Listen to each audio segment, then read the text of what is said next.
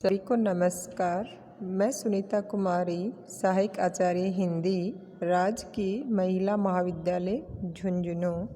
आज हम आचार्य हजारी प्रसाद द्विवेदी का परिचय एवं उनकी निबंध कला और निबंध कला की भाषागत व शैलीगत विशेषताओं का अध्ययन करेंगे। आचार्य हजारी प्रसाद द्विवेदी का जन्म 1907 ईस्वी में उत्तर प्रदेश के बलिया जिले के छपरा ग्राम में हुआ था। इनकी मृत्यु 1978 ईस्वी में हो गई थी। इनके पिता पंडित अनमोल द्विवेदी सरयू पारी ब्राह्मण थे और इनके पूर्वज ज्योतिष के विद्वान थे। संस्कृत एवं ज्योतिष का ज्ञान इनको विरासत में मिला। इन्होंने प्राथमिक शिक्षा बसरिकापुर ग्राम से प्राप्त की। सन 1930 ईस्वी में काशी हिंदू विश्वविद्यालय से ज्योतिषाचार्य तथा इंटर की परीक्षा उत्तीर्ण की। शांति निकेतन में हिंदी के प्राध्यापक बने तथा हिंदी भवन के डायरेक्टर पद को सुशोभित किया। रविंद्रनाथ टैगोर के सामीप्य ने इनके मन में मानवीय आस्था को प्रतिष्ठित किया, जिसकी छाप इनके साहित्य चिंतन में झलकती है। द्विवेदी जी की प्रतिभा से प्रभावित होकर लखनऊ विश्वविद्यालय ने डीलिट की उपाधि प्रदान की तथा भारत सरकार ने पद्म भूषण अलंकरण से इनको सम्मानित भी किया।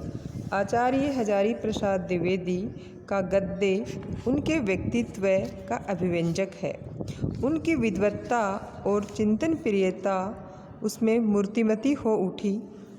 आपके गद्य का सर्वोत्तम और परिष्कृत रूप निबंध साहित्य में दिखाई देता है।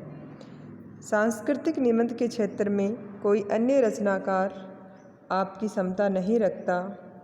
इन निबंधों में आपके व्यक्तित्व की सभी विशेषताएं एक साथ समा गई हैं।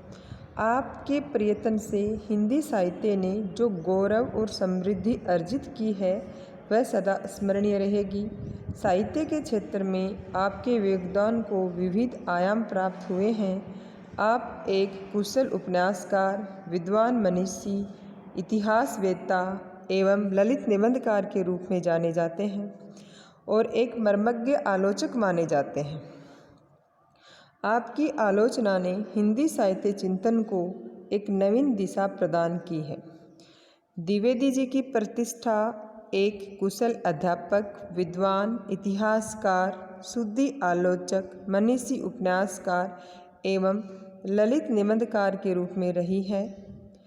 वे वास्तव में हिंदी के महान गद्य लेखकों में हैं, इसलिए उनके साथ आचार्य की उपाधि जुड़ी हुई है। उनकी प्रमुख कृतियाँ निम्न प्रकार से हैं। उन्होंने लिखा है उपन्यास, बाण भट्ट की आत्मकथा, चारू चंद्रलेख, पुनर्नवा और अनाम दास का पोथा। फिर उनके निबंध संग्रह लिए हैं अशोक के फूल, कुटज, विचार परवा, विचार और वितर्क, कल्पलता, आलोक पर्व, गतिशील चिंतन, हमारी साहित्यिक समस्याएं, साहित्य सहचर, प्राचीन भारत के कलात्मक विनोद। और उन्होंने इतिहास ग्रंथ लिखे हैं हिंदी साहित्य का आदिकाल, हिंदी साहित्य की भूमिका और हिंदी साहित्य। उनकी कुछ अनुदित रचनाएं भी हैं, जैसे प्रबंध चिंतामणि, पुरातन प्रबंध संग्रह, प्रबंध कोश, विश्व परिचय, लाल कनेर, मेरा बचपन। उनके कुछ संपादित ग्रंथ भी हैं, जैसे पृथ्वीराज रासो, फिर है नाथ सिद्धों का बनिया, फिर है संदेश रासक। अब हम उनकी भाषागत विशेषताओं का अध्ययन करेंगे। आचार्य हजारी प्रसाद द्विवेदी विषयानुकूल भाषा लिखने में सिद्धहस्त हैं। उन्होंने संस्कृत, अपभ्रंश, अंग्रेजी, हिंदी आदि भाषाओं पर अधिकार होने के कारण इनकी भाषा अत्यंत समृद्ध है। इनकी भाषा में संस्कृत की तत्सम शब्दावली, तद्भव, देशज तथा अन्य भाषाओं के शब्दों का प्रयोग अत्यंत कुशलता से हुआ है। भाषा को गतिशील और प्रभावपूर्ण बनाने के लिए मुहावरे और लोकोक्तियों का खुलकर प्रयोग हुआ है। कहीं कहीं संस्कृत शब्दों की अधिकता के कारण इनकी भाषा क्लिष्ट हो गई है। इनका शब्द चयन सार्थक एवं सटीक है। इनकी भाषा में आलंकारिकता, चित्रोपमता और सजीवता जैसे गुण मिलते हैं। इन्होंने अपनी भाषा में लोक भाषाओं को भी स्थान दिया है। संज्ञाओं से क्रिया एवं विशेषणों के निर्माण में ऐसे ही प्रयोग हैं। भाषा में माधुर्य का समावेश करने के लिए उन्होंने देशज तथा ग्रामीण शब्दों का प्रचुरता से प्रयोग किया है। संस्कृत की तत्सम शब्दावली के साथ साथ उसमें अंग्रेजी एवं उर्दू के प्रचलित शब्दों का भी उपयोग किया गया है। भाषा को व्यवहारिक, सरस एवं मधुर बनाने के लिए वे संस्कृत, बंगला, हिंदी की सूक्तियों एवं उद्धरणों का प्रचुर मात्रा में संयोग करते हैं।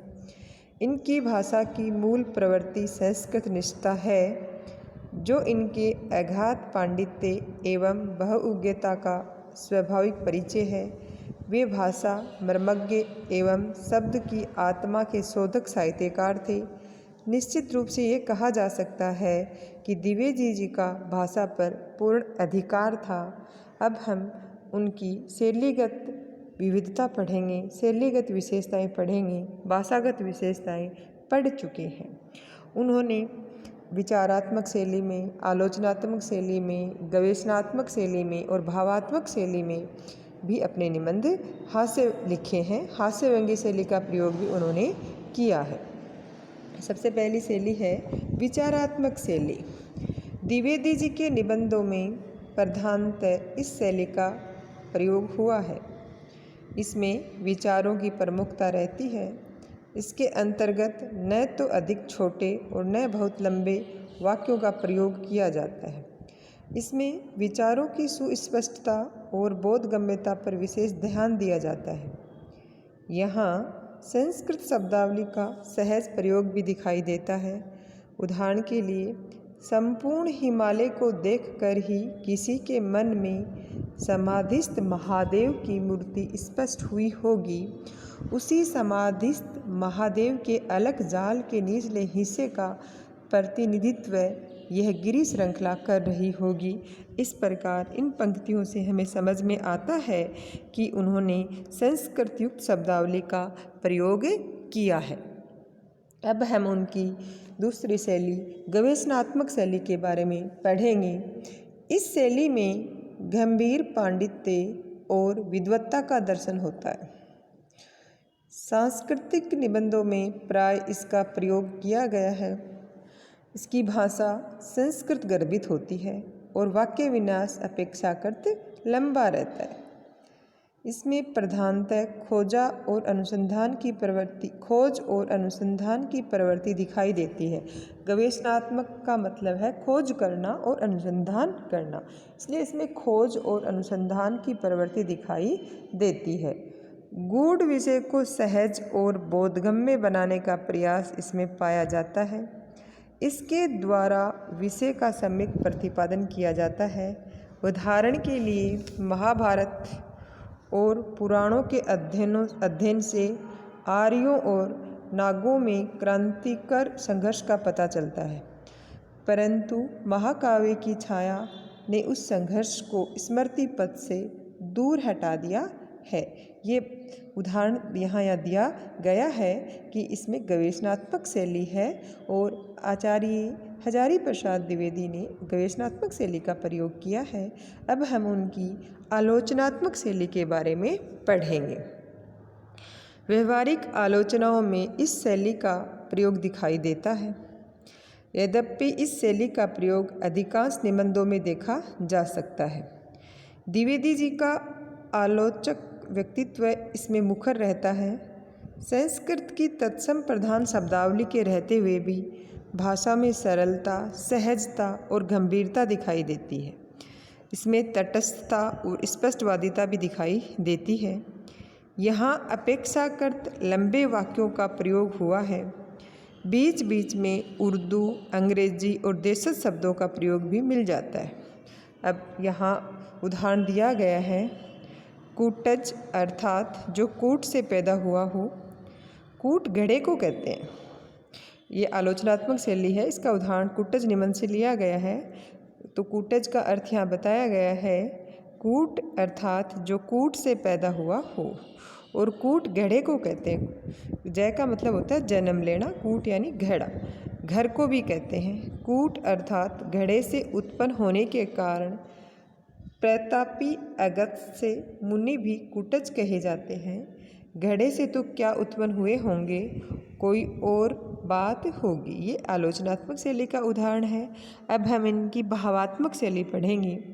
ये शैली द्विवेदी जी के व्यक्तित्व का उत्कृष्ट प्रतिबिंब कही जा सकती है। इसमें उनके व्यक्तित्व की छाप झलकती है। इसके अंतर्गत संस्मरण, जीवन वृत्त तथा भाव प्रधान निबंध आते हैं। ये शैली द्विवेदी जी की भावुक प्रकृति और विनोदवृत्ति के सर्वथा अनुकूल है। इसमें लिखे गए निबंध अत्यधिक सजीव, प्रभावपूर्ण और हृदय स्पर्शी हैं। विचारों की तीव्रता और भावप्रवणता इसका प्रधान गुण है। इसमें प्रश्नात्मक वाक्य विन्यास भी पर्याप्त मिलता है। एक उदाहरण यहाँ दिया गया है, सिर्फ जी ही नहीं रहे, हंस भी रहे हैं, बेहया हैं क्या या मस्त मौला हैं। कभी कभी जो लोग ऊपर से बेहया दिखते हैं, उनकी जड़ें काफ़ी गहरी पेठी रहती हैं। ये भी पाषाण की छाती फाड़कर न जाने किस अतल गह्वर से अपना भाग्य खींच लाते हैं। ये भावात्मक शैली का उदाहरण यहाँ दिया गया है। अब हम इनकी हास्य व्यंग्य शैली के बारे में पढ़ेंगे। इस शैली का प्रयोग हास्य और व्यंग्य के प्रसंगों में किया गया है। आपके व्यंग्य में हास्य की निर्मल धारा प्रभावित रहती है।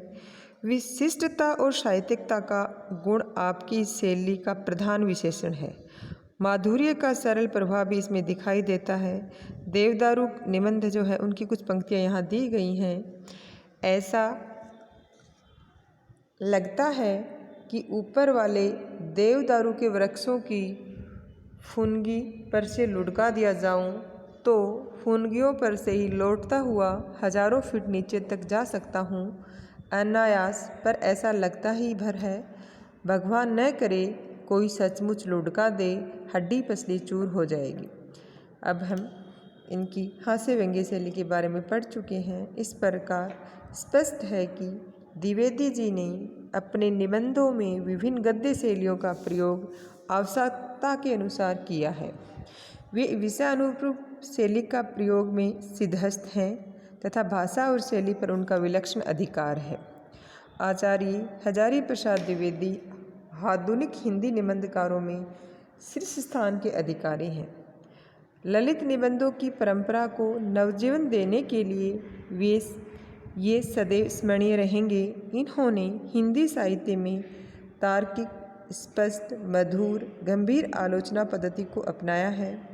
आचार्य शुक्ल के अधूरे कार्य को पूर्ण करने वाले मनीषी के रूप में आचार्य हजारी प्रसाद द्विवेदी चिर स्मरणीय रहेंगे। इस प्रकार हम आचार्य हजारी प्रसाद का जीवन परिचय, लेखक परिचय और उनकी निबंध कला की भाषागत व शैलीगत विशेषताएं पढ़ चुके हैं।